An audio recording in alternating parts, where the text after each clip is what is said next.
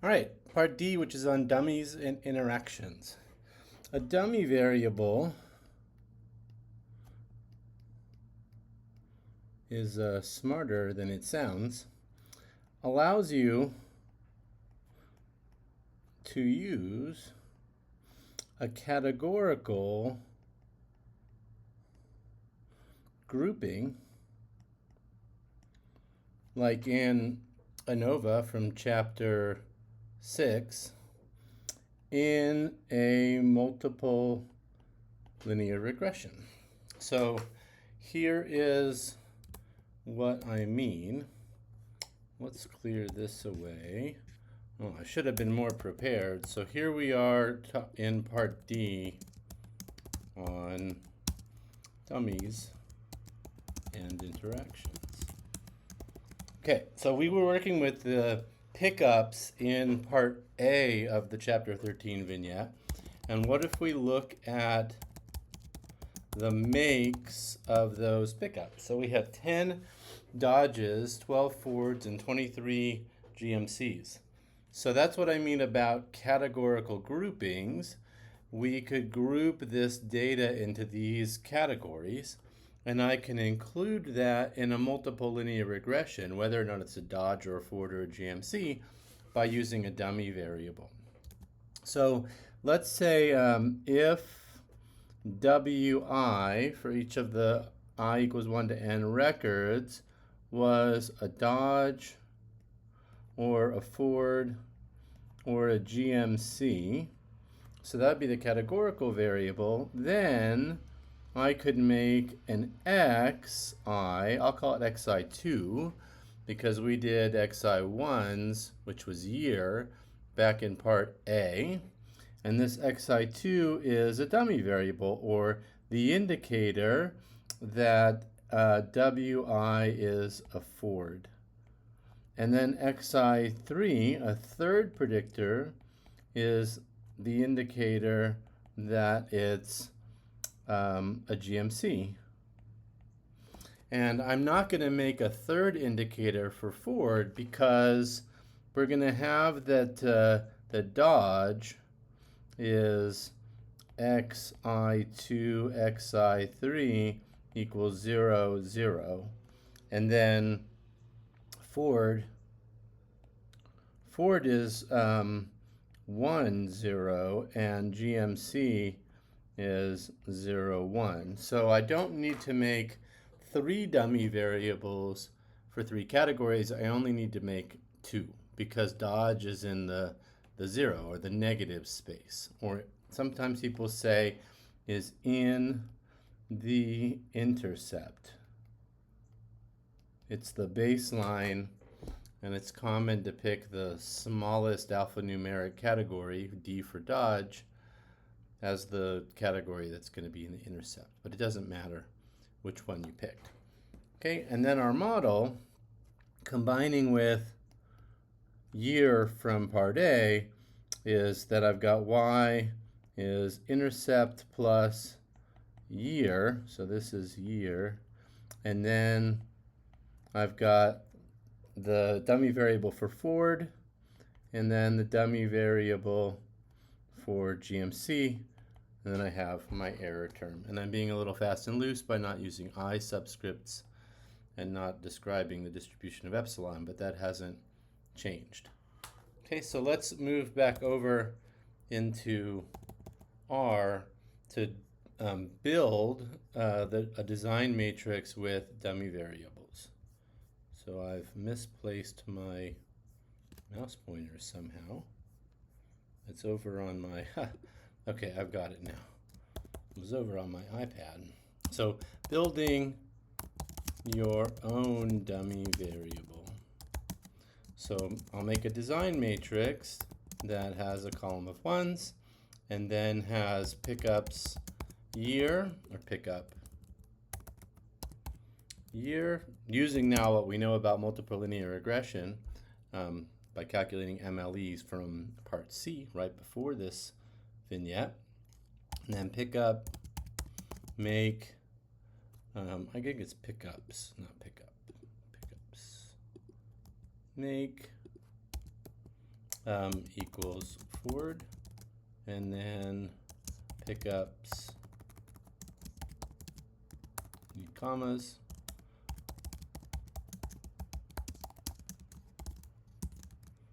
Okay, so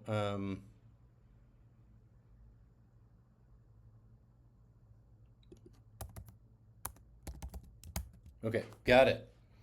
Now I can calculate the MLE with the usual formula. So b hat equals, I'm going to do it all at once now, t of x transpose x, and then I'm going to invert that, and then I'm going to multiply it by the transpose of x times y, and then I'm going to make sure that that's a vector instead of a matrix.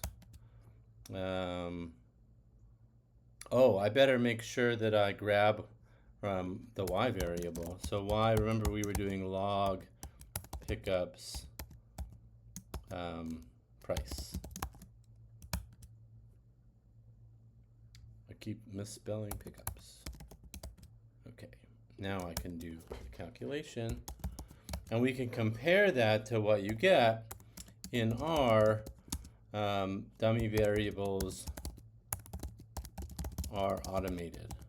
So if I do a fit, the LM command, and I give it log price and year, and then say make with data equals pickups, it will do the fit, and the coefficients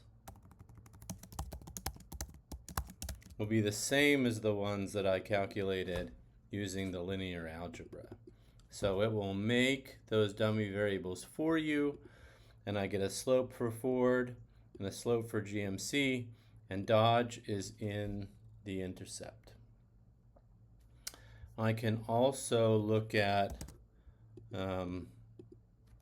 summary of fit and get the table of test statistics, which are telling me that compared to Dodge, I don't need the adjustment for Ford or GMC because my individual t statistics are small, giving me large p-values. So I would reject the null hypothesis, or no, I'd fail to reject that these coefficients, or let's call the dummy coefficients,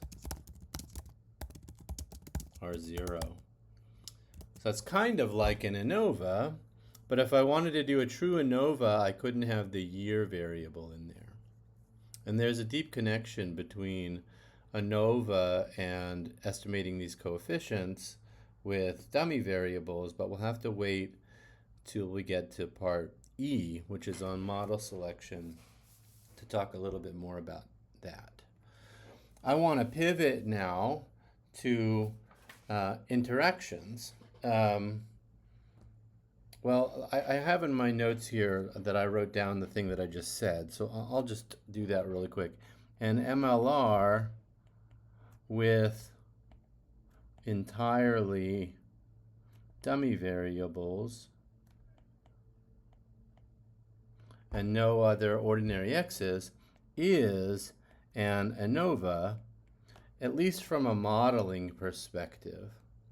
And I talk a little bit about this in the book. So see book for ice cream example. You'll remember that we did that in chapter 6, and I revisited here in chapter 13 to show you that you get the same estimates of the unknown parameters when you do it with the LM command compared to what we got with our ANOVA earlier. But when it comes to testing,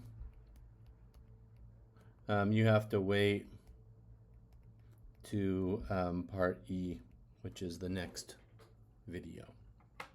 All right, so I'm going to transition now to talk about interaction effects. So dummy variables are a thing that you can do with your categories to make them x's, and interactions are a thing that you can do for a different purpose. So an interaction effect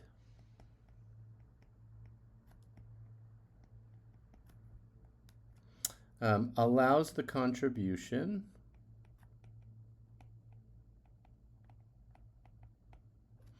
of one input, xj, to depend on the level of another input, say xk. I'll have to be a little more specific about what I mean by that. So how does that interaction effect look? We're going to do a model that has the following kinds of terms in it. So my yi is going to have the usual intercept plus slope for one of the variables plus slope for another one of the variables. Here comes the interaction effect. I'm going to multiply these two together, and then eventually we'll have the plus epsilon I that I didn't have space for. So this thing right here is the interaction. So it's like I'm forming features by multiplying the original features together so that I have a slope coefficient that depends on both of them in a product. So that I can interpret the derivative of the expected value of y given x1 and x2 as changing in x1 being the slope for x1 plus the slope for x2, I should put beta 3 here, times x2. So I change x1, but the level of another input is featuring in the change in y as I'm changing x1. Okay, so that's sort of the intro, right? I know what you're thinking. Let's just do it, and that's what I'm going to do. So now I'm going to go pivot over to interactions and a different example. So I'm going to look at a different data set. We haven't looked at this one before. So this is data on grades in an MBA program. MBA stands for Masters of Business Administration. So as long as you have the file downloaded and your code and session are in the directory where you downloaded that data, this command should work. You can find it on the book webpage. Okay, I'm going to do an initial fit that relates MBA grades to bachelor's grades. So this is a little bit like saying people who were smart, who were good students in college, will be smart, good performing students in graduate school. Okay, so MBA GPA will be our response, and then our predictor is bachelor's GPA, and data equals grades. Not in quotes.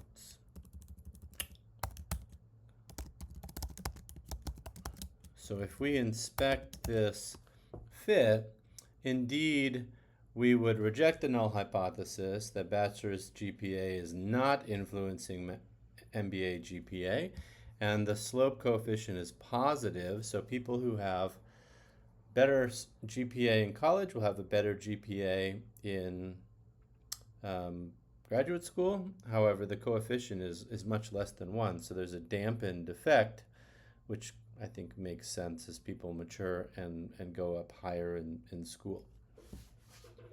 Okay, so there's more data. Let's do names of grades. So there are other things we could take into account, GMAT score and age.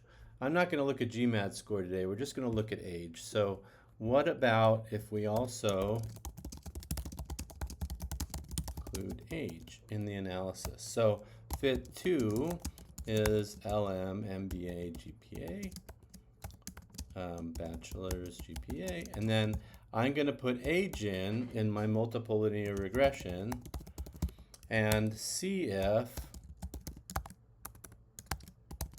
age is a helpful, whoops, I looked at the wrong fit. I should call fit 2. Okay, here we go. So it looks like in this fit, bachelor's GPA has a slightly smaller coefficient, but still statistically significant. Age has a negative coefficient that's also statistically significant. So this says smarter people, better grades before means better grades after. That's the same story as with the first fit, but older students do worse, which I'm not in love with. I would have thought that people with more experience working, especially for a business degree like an MBA, would have more experience to bring to bear in their master's program and possibly do even better. So I want to explore other options. And this sort of touches on the idea of model selection, which is in part E that I'm going to make a video for next. Okay, so I'm going to add interaction effects. So fit 3, LM, MBA, GPA, bachelor's GPA. Now what you can do is you can, instead of writing plus age, I'm going to do times age. Whoa, what has he done here? Okay, so let's do it and look at summary fit 3. Okay, so what I've gotten is, this is called a main effect for bachelor's GPA, just like we had before. Really big coefficient this time. Main effect for age, smaller coefficient but positive. And then we have an interaction effect for age, which is negative. But none of my t statistics are bigger than 2 in absolute value, so my p-values are kind of small. And it looks like I've made a mess. Looks like I don't have a good fit anymore. So maybe I've got, maybe I'm overfitting. Okay, notice how I can get the same fit if I change this and I write the whole thing out. I do bachelor's GPA plus age plus batch GPA interacted with age. This colon here is how you specify an interaction. I'm going to get the same fit. So the star here is just a shorthand to get you the main effects and the interaction term. Okay, I'm going to get rid of the age main effect because I don't believe that older students get lower grades. I mean, this isn't really about belief. It's really about instinct. I want to see what happens when I do a fit that has bachelor's GPA and age, not age, but and the interaction term without the main effect.